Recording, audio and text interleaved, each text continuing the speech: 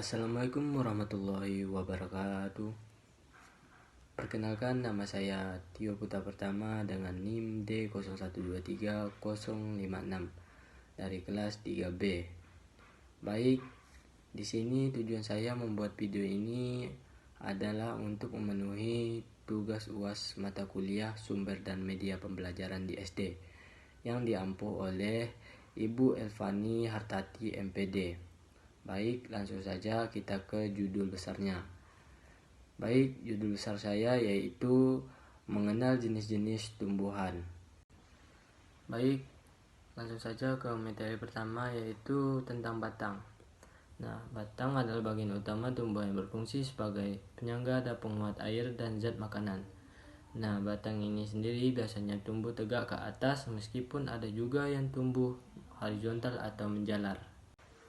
Baik, batang ini memiliki beberapa fungsi penting. Yang pertama itu penyangga.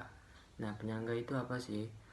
Batang memberikan dukungan struktur bagi tumbuhan agar dapat berdiri tegak dan menahan berat daun, bunga, dan buah. Nah, yang kedua itu pengangkut. Nah, batang memiliki jaringan pembuluh yang disebut dengan xilem dan phloem yang berfungsi mengangkut air dan zat makanan dari akar ke seluruh bagian tumbuhan. Baik, selanjutnya kita akan belajar tentang apa sih itu xilem dan apa sih itu phloem. Nah, xilem adalah jaringan pembuluh pada tumbuhan yang berfungsi untuk mengangkut air dan garam mineral dari akar menuju daun. Xilem merupakan jaringan kompleks yang terdiri dari berbagai macam sel. Umumnya terdiri dari sel mati dengan dinding yang cukup tebal dan mengandung lignin. Nah, lignin ini apa sih? Lignin ini adalah zat yang membuat xilem menjadi kuat dan keras, sehingga berfungsi sebagai jaringan penguat.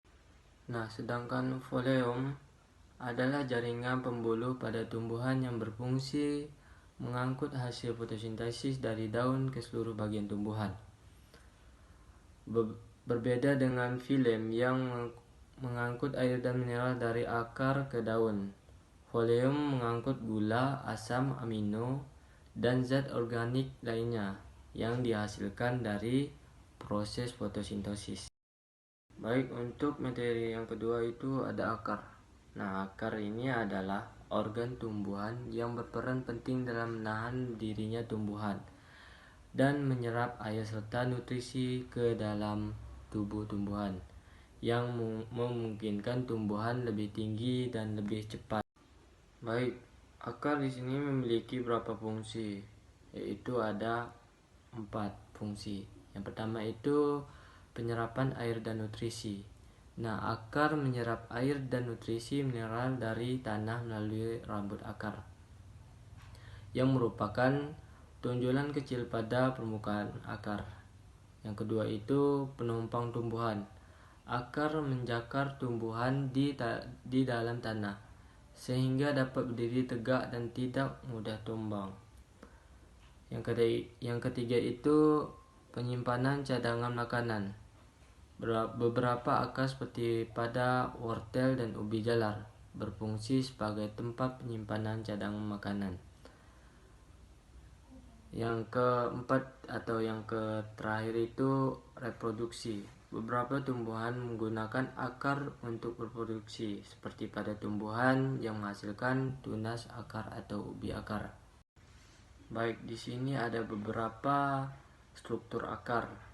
Yang pertama itu ada tudung akar, yang mana lapisan sel pelindung yang menutupi ujung akar dan membantu akar menembus tanah.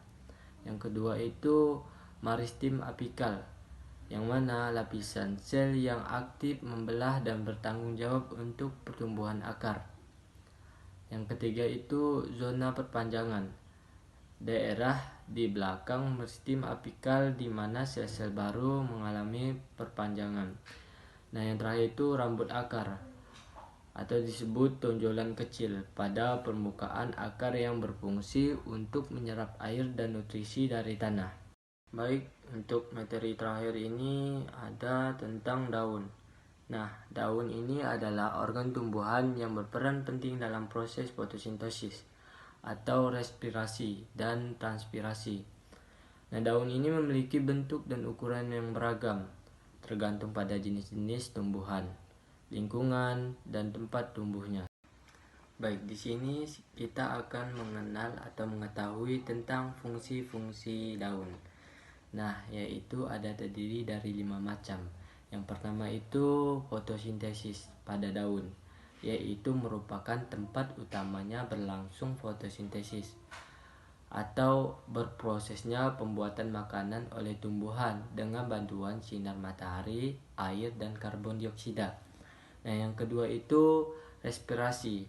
Respirasi pada daun atau tumbuhan ini juga berperan dalam respirasi, yaitu sebuah proses pernapasan tumbuhan yang melibatkan penyerapan oksigen dan pelepasan karbon dioksida.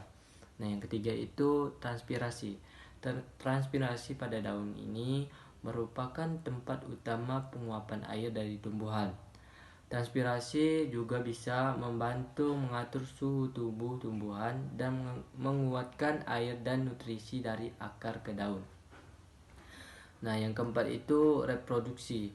Reproduksi pada daun ini berperan atau tumbuh menguatkan daun untuk berproduksi, misalnya dengan menghasilkan tunas daun atau spora.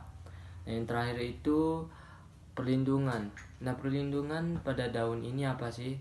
Yaitu melindung tumbuhan dari herbivora dengan menghasilkan zat beracun atau memiliki duri. Di sini daun memiliki struktur daun. Nah, ada dua, yaitu helai daun atau bisa disebut dengan lamina. Apa sih lamina atau helai daun ini? Yaitu bagian daun yang pipih dan lebar, yaitu berfungsi sebagai tempat utama berlangsungnya fotosintesis.